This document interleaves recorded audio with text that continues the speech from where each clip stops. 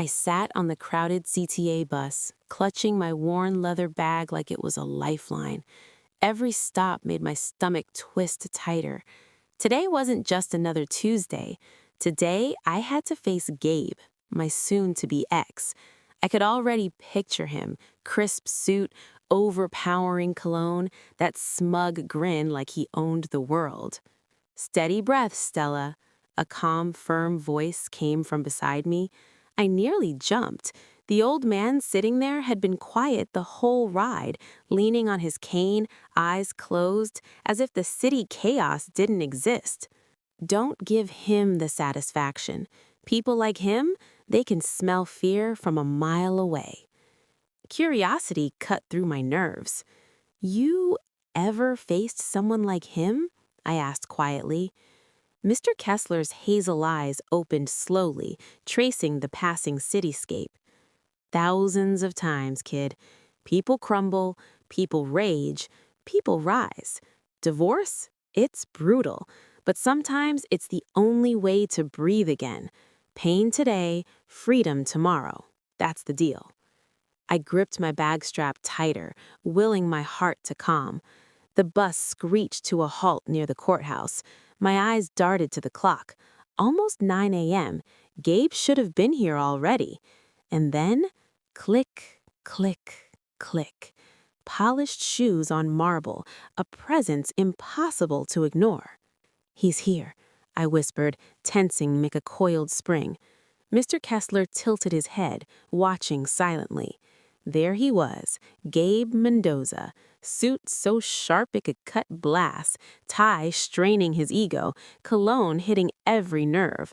Behind him, Leo, his lawyer, carried a briefcase like a shield, smirking like the world was theirs.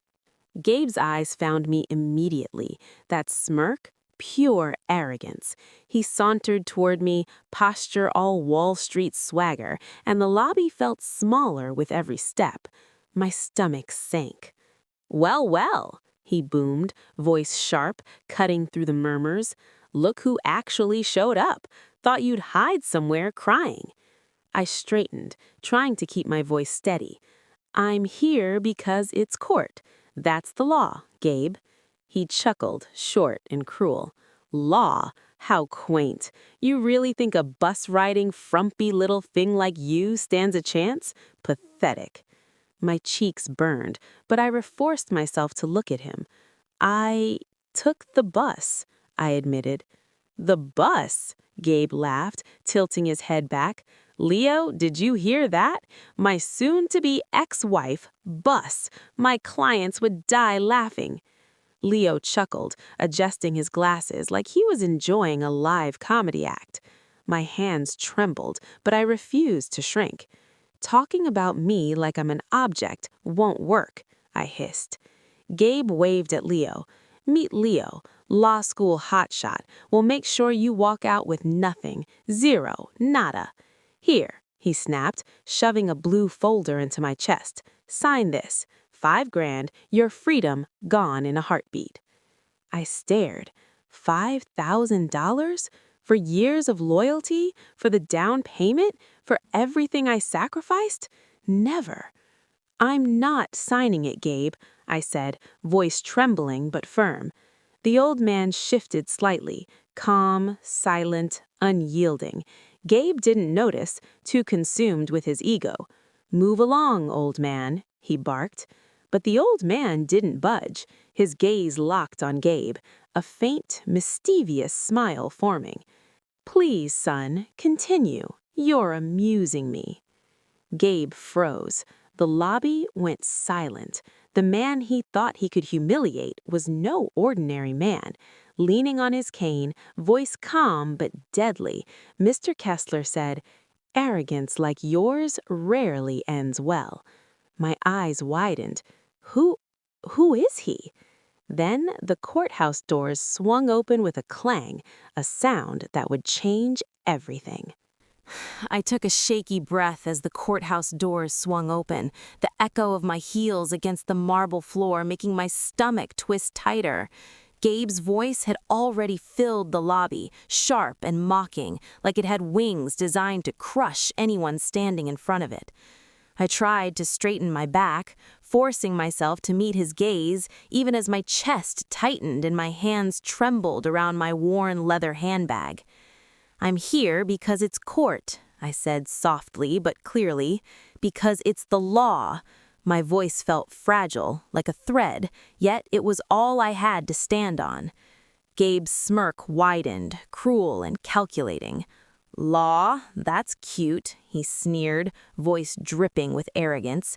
"You, bus-riding and frumpy, actually think you can face me?" I swallowed hard. "Yes, I took the bus." The words were a confession, but I refused to shrink away from him.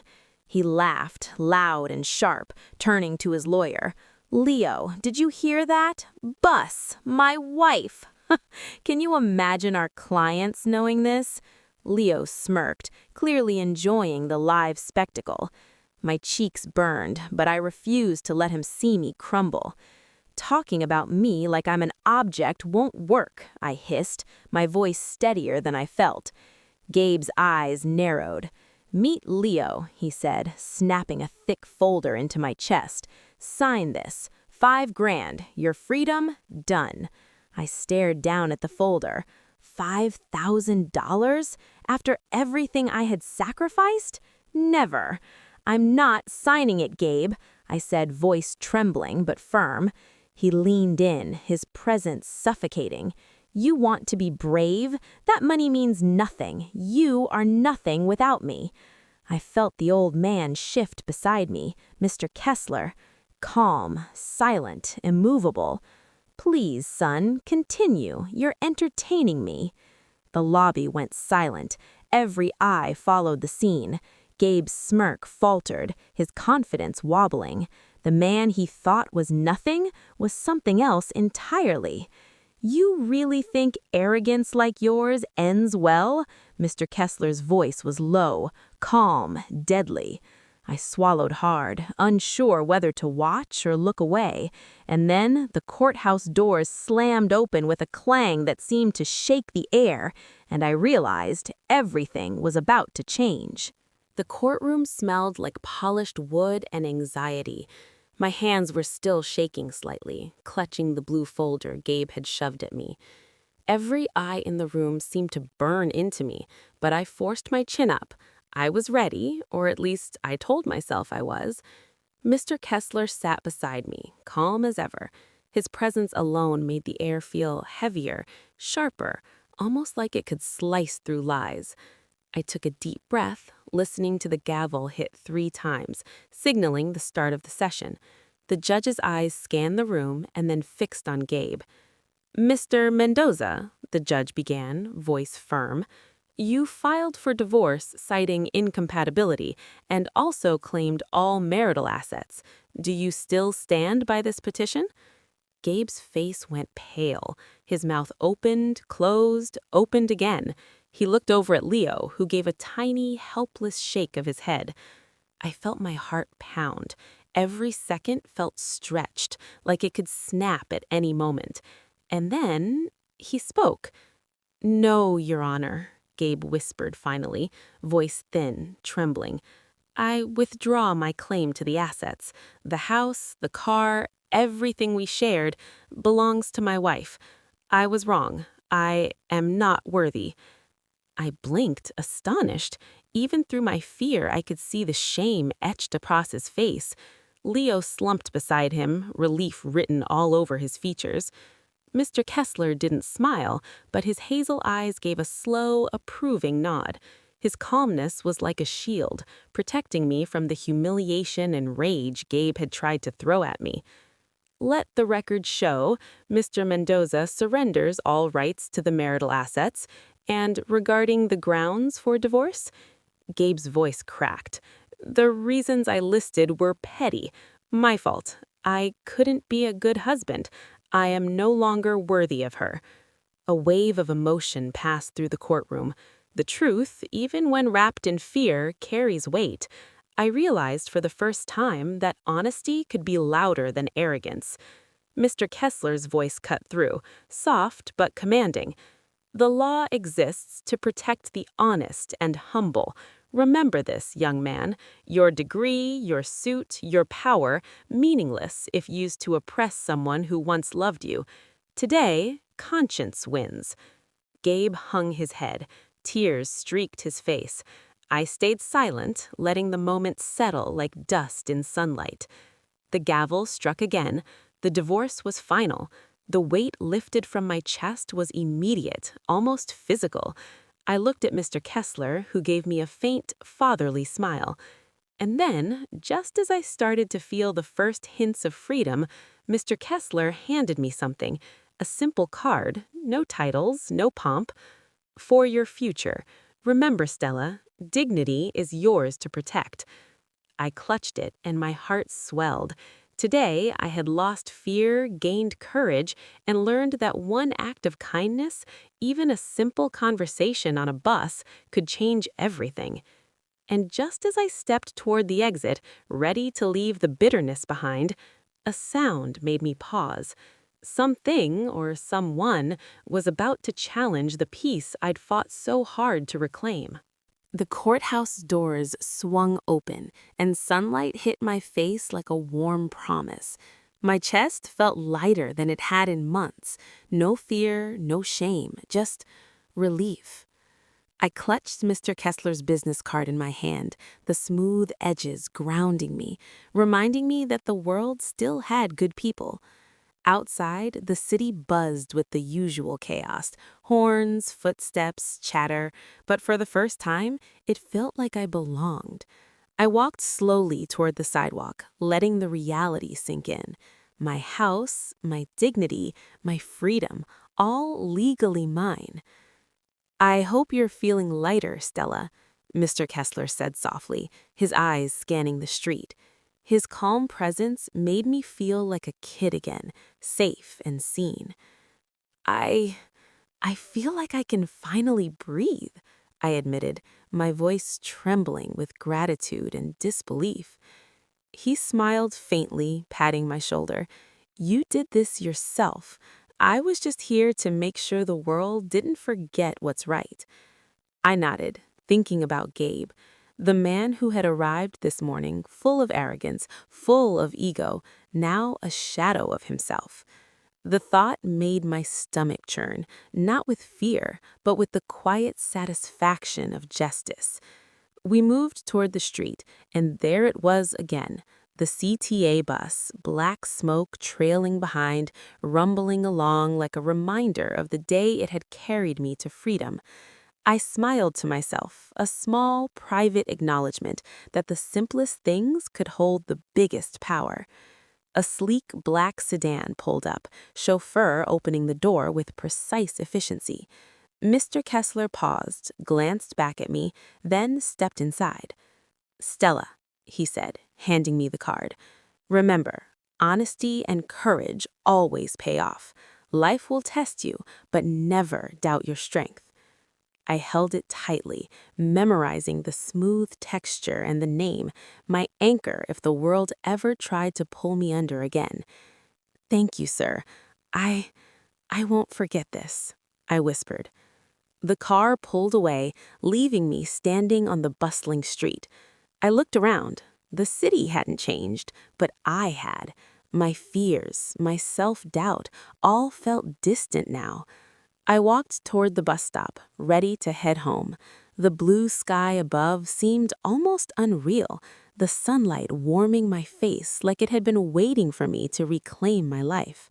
My fingers grazed the card again, and I thought about the house I would enter, the meals I would cook, the life I would start, free, unshaken, unashamed. And then I remembered Gabe, not with anger, not with revenge, but with clarity.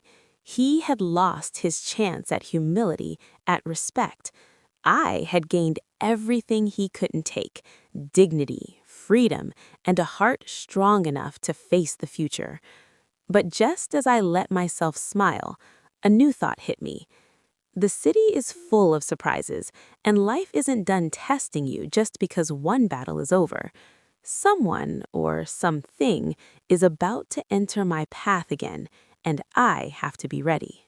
The next morning, sunlight streamed through my bedroom window, painting golden stripes across the floor. I took a deep breath, feeling the walls of my home, embrace me for the first time.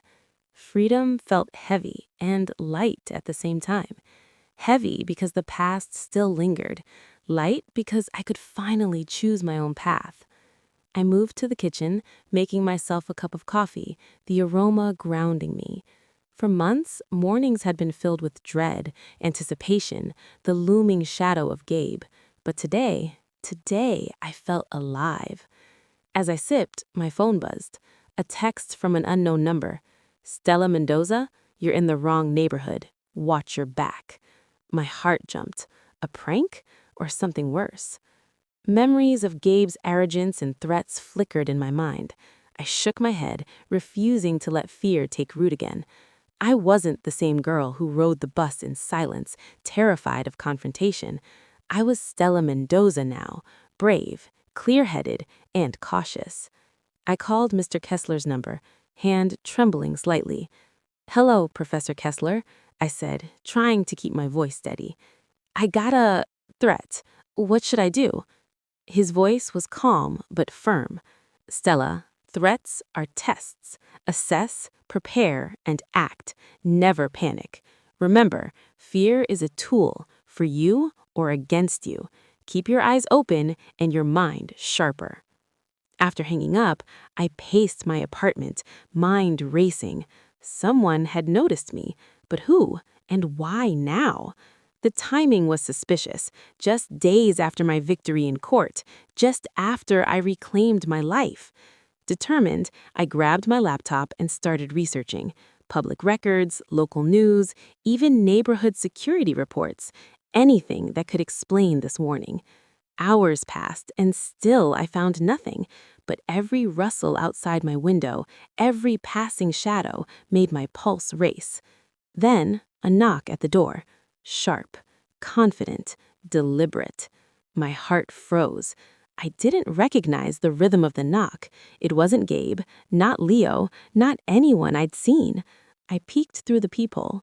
A man in a crisp suit, sunglasses hiding his eyes, standing perfectly still. No package, no message, just watching. My pulse spiked. Who was he? Was this connected to the text, or was it something else, something bigger than me? I stepped back, weighing my options.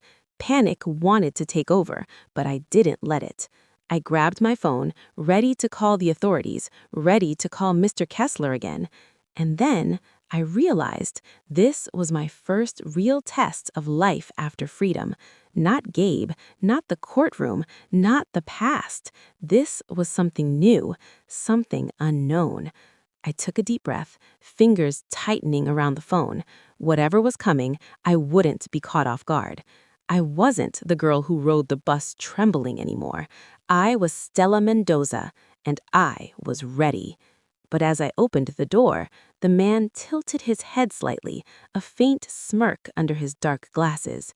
"Miss Mendoza," he said, voice smooth and cold, "we need to talk." And just like that, my peaceful morning vanished, replaced by a storm I hadn't seen coming. I froze for a heartbeat, staring at the man in the suit. His eyes were hidden behind dark glasses, but I could feel the intensity of his gaze piercing through me. Who are you?" I asked, my voice steady but my hands shaking slightly. He took a slow step forward, his polished shoes clicking against my hardwood floor. "Call me a concerned friend," he said, his voice low, smooth, almost hypnotic. "I'm here because someone doesn't want you living freely, and I think you should know what's coming." My stomach dropped. The text, the knock, everything was connected. My mind raced back to the courtroom, to Gabe, to every insult and threat that had filled the past year. But this was different. "Why me? What do they want?" I whispered. The man didn't answer immediately. He shifted, placing a folder on my kitchen counter. "Read it, Then we talk. Trust me, ignoring this won't make it go away. I hesitated, fingers trembling over the folder. Finally, I opened it. Inside were photos. Photos of me, leaving the courthouse, getting coffee, walking through the city streets. My heart thudded against my ribcage. Who had been following me? How long had this been happening? The man leaned against the doorframe, arms crossed. This is just the beginning, Ms. Mendoza. Whoever is behind this, they don't play fair. They won't stop until they think you're broken. But you're not broken. Not yet. I swallowed hard. I'd faced Gabe, his arrogance, his cruelty. I'd won the courtroom battle. But now, this felt like stepping into a shadowy game I didn't even know existed. I clutched the folder tightly, the paper crumpling in my hands. My pulse raced, but beneath the fear, a spark of determination flared. I wouldn't run. I wouldn't cower. I was Stella Mendoza, and I had survived worse. The man straightened, his smirk just visible beneath the glasses. I'll be back tomorrow with instructions. Don't try to contact anyone yet. Just prepare yourself. And remember, he paused, letting the words sink in. Strength isn't about hiding from danger. It's about standing when the world tries to crush you. Then he turned, clicked his heels, and walked out, leaving the door open like a warning. I sank into my chair, trembling but alert, the folder still clutched in my hands. The city hummed outside, oblivious to the storm inside my apartment. I looked out the window, sunlight now filtered by clouds. Tomorrow, I'd face what came next, and somehow, deep down, I knew this was only the beginning. But who was watching, and why had they chosen me? As the room grew quiet, my heart kept thundering. Whatever awaited me, I couldn't let fear decide my next move. Tomorrow, I'd step back into the unknown, and I'd survive. Yet one thought lingered, cold and sharp. What if survival meant facing someone I never expected, someone from my past who still held power over my life? The next morning, the city felt heavier, almost different, as if it knew what was coming. I sat at my kitchen table, the folder open before me, photos sprawled across the surface. Every image felt like a puzzle piece of a game I hadn't agreed to play. I ran my fingers through my hair, heart hammering. Who had been tracking me? And why now, after Gabe?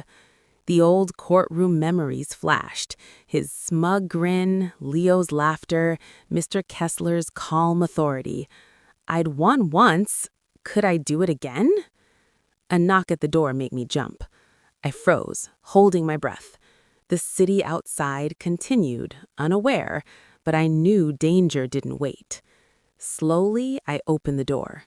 No one. Just a plain envelope slid under the door. My hands shook as I picked it up. Inside, a single note written in neat, sharp handwriting. Tonight, be ready, or everything you fought for will vanish. My pulse raced. Who knew so much? Was it Gabe? No, he'd been humiliated, crushed. Someone else. Someone watching. Fear and adrenaline collided, but I forced myself to breathe. I pulled my phone from my pocket, scrolling from Mr. Kessler's card, still clutched tightly. One call and he could make sense of all this. But he told me yesterday, strength isn't hiding, it's standing tall. I had to face this myself. Even as the sun climbed higher, shadows of doubt lingered. I looked at my reflection in the window. My eyes were tired but determined. Stella Mendoza wasn't someone who ran, not anymore.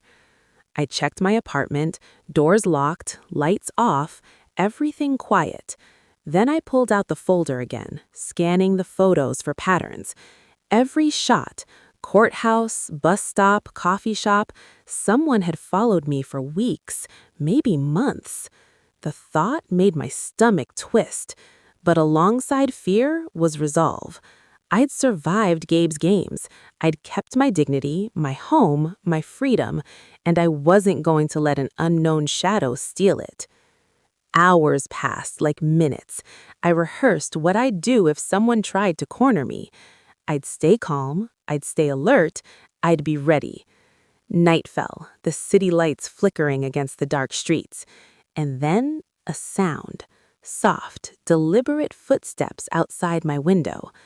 I pressed myself against the wall, the envelope still in my hands, breathing shallow. Whoever was out there thought I was alone, but they didn't know I'd been preparing. The footsteps paused, a shadow moved. I realized with a mix of fear and thrill that tonight would decide more than just my safety. It would decide if I truly had the courage to stand tall against someone I didn't even know yet. And then, from the darkness, a whisper. "Stella, you thought it was over?" My heart froze. It wasn't Gabe. It was someone far more dangerous. My breath caught in my throat as the shadow at the window lingered. I could see nothing clearly, only a flicker of movement that sent my pulse racing. Whoever it was, they knew I was alone. They knew I was unprepared. Or so they thought. I reached for the flashlight in the kitchen drawer, gripping it like a lifeline. Every step I took was measured, silent, my mind running through every scenario Mr. Kessler had ever warned me about. Fear is a tool, not a master. Outside, the footsteps shifted, closer. My heart hammered against my ribcage, but I forced myself to stay calm. Whoever was out there had a plan. I needed one of my own. I grabbed the envelope from the table and tore it open again, scanning the note for clues. Nothing. Just the same sharp handwriting, the same chilling message. Tonight, be ready. A sudden click at the door made me spin around. My flashlight caught the glint of metal, a lock being tampered with. Adrenaline surged. I didn't run. I couldn't. Not this time. I had to face it head on. I whispered to myself, steadying my voice. "Stella, you've survived worse. You've faced Gabe. You can do this." The door creaked open slowly, a shadow slipping inside. I raised the flashlight, aiming the beam. Nothing. Just the empty hallway. Then a low chuckle echoed from behind me. My stomach dropped. I spun and froze. It wasn't a stranger. The figure stepped into the light, and for a moment, I didn't breathe. It was someone I knew, or at least someone I thought I knew. Someone who had been smiling on the surface, friendly, harmless, until now. "You didn't really think freedom would come easy, did you, Stella?" the voice said, smooth, mocking. I gritted my teeth, refusing to let fear show. "I've faced worse than you," I said, trying to sound braver than I felt. A pause. Then the shadow leaned closer. "Oh, I know, sweet Stella. But tonight you learn how small you really are." My hands trembled, but I forced myself to step back. I could see the glimmer of a phone camera, watching, recording. Someone wanted leverage. Someone wanted control. I swallowed hard, forcing my mind to think. Escape? Confrontation? Call for help? Mr. Kessler's words echoed. Courage isn't absence of fear. It's action in its presence. I squared my shoulders. "You don't know me," I said, firmly, voice steady. "You have no idea what I'm capable of." The shadow paused, then slowly retreated into the dark hallway. For a moment, silence reigned. Then my phone buzzed. An unknown number. A single text appeared. "Game isn't over, Stella. Are you ready for round 2? I clutched the phone, heart racing, knowing one thing for certain. Tonight was just the beginning. I sank onto the edge of my bed, the phone still clutched in my hand. The words burned in my mind. "Game isn't over, Stella. Are you ready for round 2? My chest heaved, but I forced myself to think. Panic wouldn't help. I had faced Gabe. I had stared down arrogance, fear, and manipulation before. This was just different, more dangerous. I grabbed the laptop from the desk and typed furiously, scanning security cameras, looking for patterns, trying to see who could have followed me home. Nothing obvious, just the quiet streets of my neighborhood, the same as always. Then I remembered Mr. Kessler's advice from that morning. Courage isn't just standing up, it's being smart. Always watch your steps, anticipate and act. I pulled out the envelope Gabe had tried to force me to sign. The handwriting, the tone, the threats, they weren't from a stranger. Whoever this was, they knew me, knew my weaknesses. A knock at the door made me jump. My heartbeat thundered in my ears. I slowly approached, flashlight in hand, every muscle coiled and ready. "Who is it?" I called, trying to keep my voice steady. No answer, just a shuffle, a shadow retreating across the peephole. I exhaled slowly, gripping the flashlight like armor. This wasn't just intimidation, this was a challenge, and I wasn't going to lose. I pulled the envelope closer, studying the words again. Patterns, hints, even the timing of the messages, they all made sense now. Whoever this was, they were meticulous, calculated, professional. But so was I. Years of patience, of fighting silently, of learning from every mistake. It wasn't going to be wasted tonight.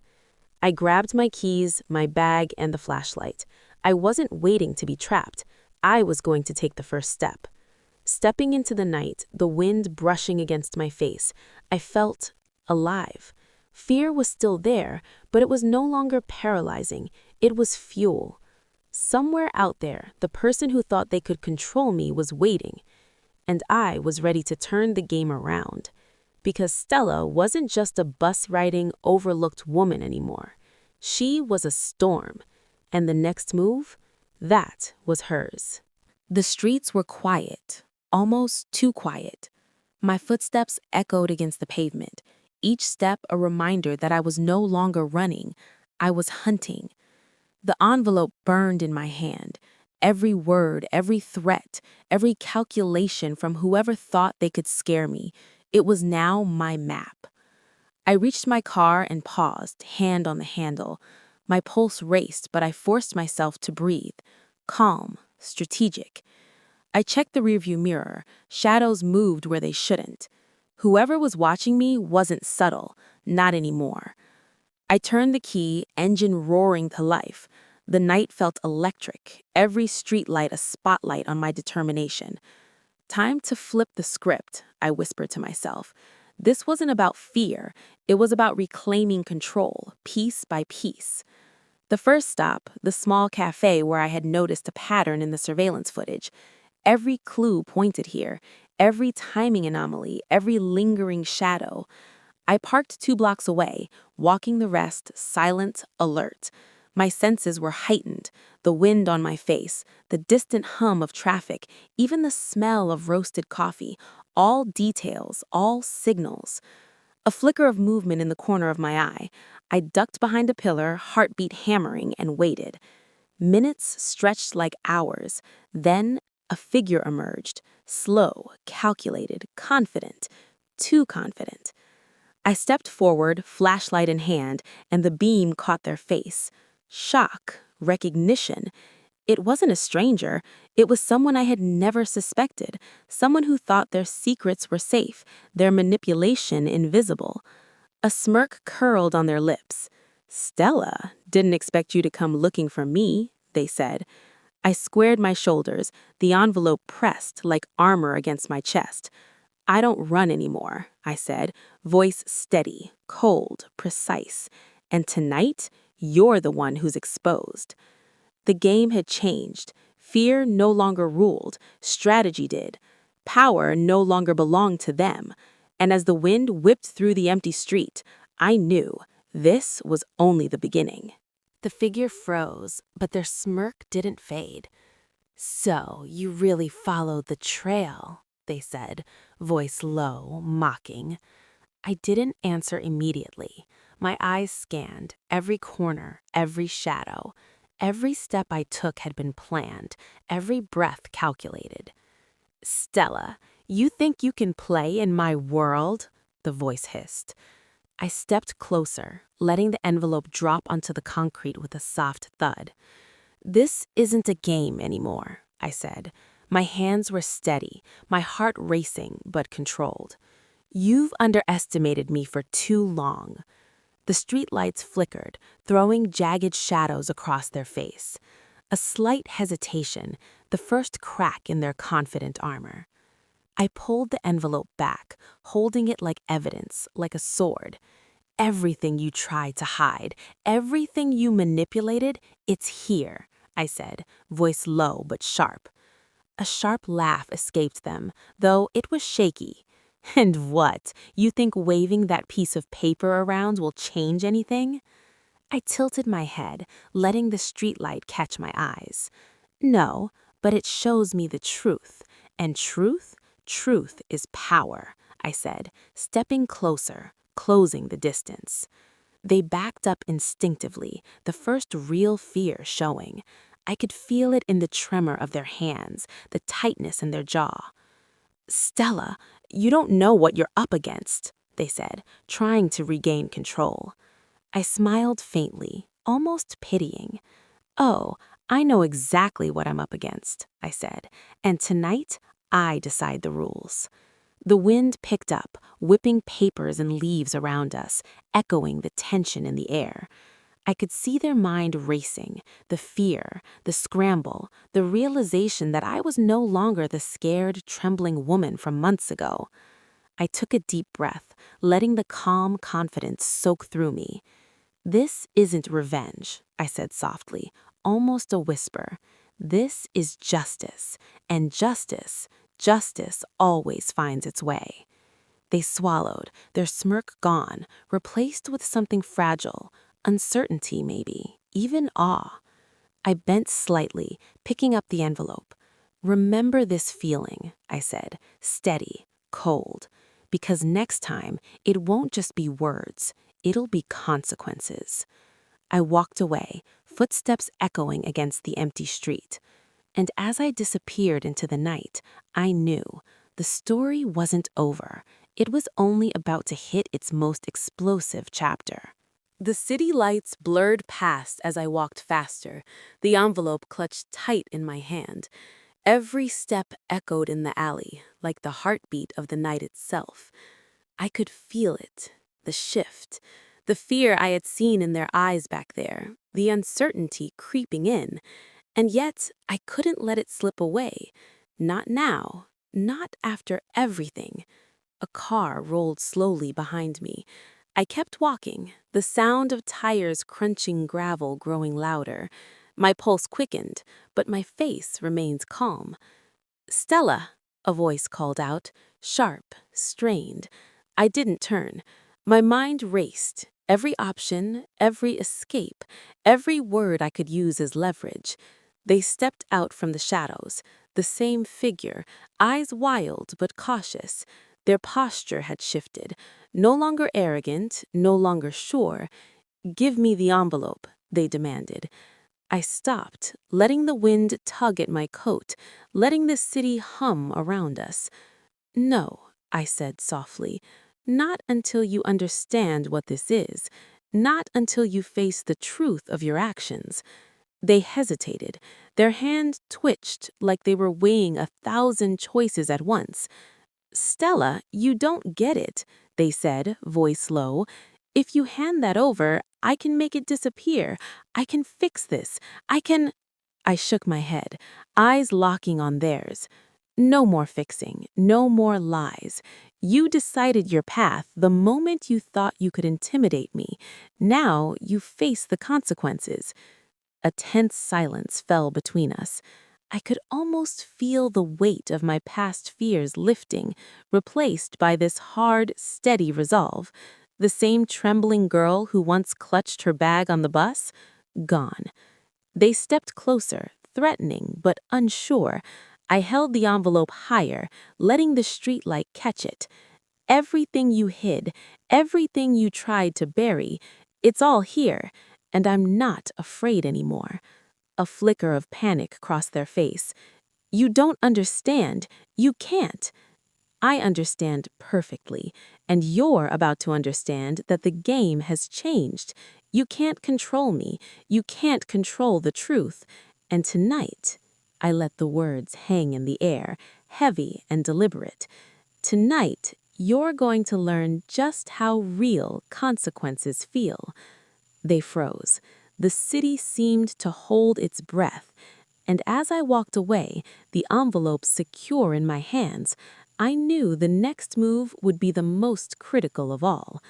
Because once the truth hits the world, there's no turning back.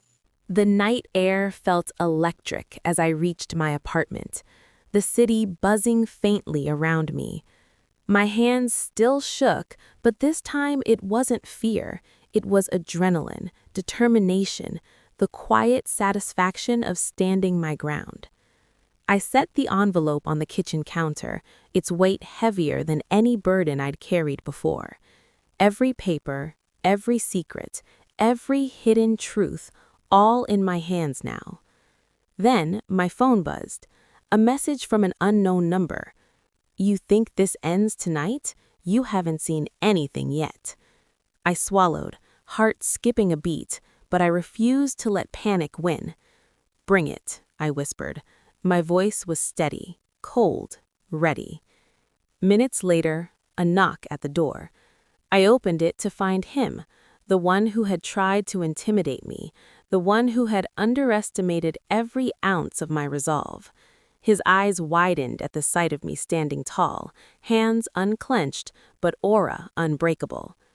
"You don't know what you're doing," he hissed, stepping closer. "I know exactly what I'm doing," I replied, voice calm but edged with steel. "This envelope, it isn't just paper, it's proof. Proof of everything you tried to hide, everything you hoped no one would ever see, and now it's about to be exposed." His face twisted in disbelief. "You can't." "I already have," I interrupted, stepping past him, closing the door with a soft but firm click. The sound echoed like finality, like the world itself had taken a deep breath and decided in my favor. I sat down, pulling out the documents one by one. Names, numbers, transactions, lies. Every bit of his arrogance documented, every secret accounted for. This was my victory. Not from money, not from revenge, but from truth. Then my phone buzzed again. An email notification. "Received. All documents verified. Legal actions initiated. You are safe." I let out a long breath, the tension finally melting. Gabe, Leo, every person who had doubted me, their power evaporated the moment I chose honesty over fear. I leaned back in my chair, fingers brushing the edge of the envelope. For the first time in years, I felt free, not just legally, but in every sense of the word. The memory of Mr. Kessler flashed in my mind, his calm presence, his wise words on the bus, the way he reminded me that courage isn't loud, it's steady, it's persistent. I smiled softly. "Thank you," I whispered into the empty room, not just for him, but for every moment that led me here. Outside, the city pulsed with life, oblivious to the quiet triumph that had just unfolded in my little apartment. And I knew, as I closed the window and let the cool night air brush my face, this was only the beginning. The story wasn't over yet. There were more truths to uncover, more people who needed to see justice, and I was ready. Because sometimes the smallest steps, a bus ride, a choice to help, a decision to stand firm, can change everything. And tomorrow, that's when the real surprises begin. The next morning, sunlight spilled into my apartment, warm and golden, as if the city itself was congratulating me. I brewed coffee and let the aroma fill the kitchen, savoring the small, ordinary moments that felt extraordinary now. The envelope sat on the table, its contents secure, but its significance had already sunk deep into my soul. Every paper represented a choice: courage over fear, honesty over silence, dignity over humiliation. I walked to the window and watched the streets below. People hustling, cars honking, buses rattling by, and I smiled. That same bus I'd once dreaded had been my chariot to freedom. Funny how life works, isn't it? My phone buzzed. Another message from a new number. "We've reviewed the evidence. You've set things right. You're protected now." Relief washed over me, but it wasn't the kind that disappears in an instant. This was the calm after a storm, the quiet strength of knowing I had done the right thing. I thought of Gabe. I thought of Leo. The arrogance, the cruelty, the attempts to intimidate, all powerless against truth and resolve. But I didn't feel anger anymore, just clarity. I picked up the business card Mr. Kessler had given me, tracing the embossed letters with my fingers. A reminder that integrity, kindness, and courage were never wasted, even when the world tried to tell you otherwise. Then I heard laughter, soft, genuine, from the street. Children playing, neighbors greeting each other, life going on. And I realized something crucial. My life was mine now. I could start fresh, redecorate my apartment, cook my favorite meals, reconnect with people I'd neglected. The past wasn't gone, but it no longer had power over me. I sipped my coffee and whispered to myself, I earned this. Not because anyone handed it to me, but because I chose to stand tall, even when fear tried to pull me down. And yes, I was alone at that moment, but for the first time, alone felt like freedom.